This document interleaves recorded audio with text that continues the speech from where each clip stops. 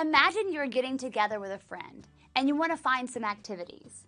You could look through the local newspaper, make phone calls, or ask around. Or you could search the internet. To search the internet, use a search engine.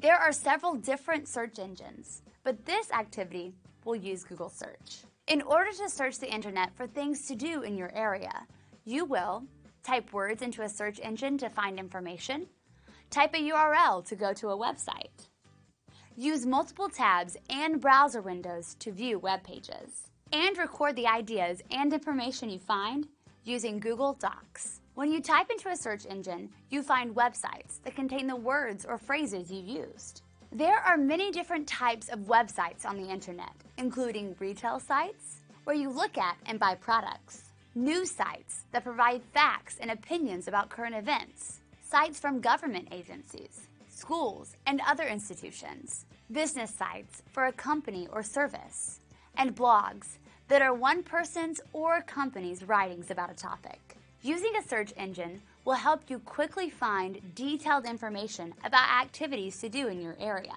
Websites allow you to find out details about a place because they provide pictures, reviews, ways to make a reservation, and a map of the location. To start, open a new tab in your browser. Meanwhile, keep this video open in a separate tab so you can easily go back and forth between the two. In the new tab, click in the navigation bar at the top. Type the URL for the Google search engine. The URL is the string of letters and numbers at the top of the browser, usually beginning with HTTP. It functions as an address for the website.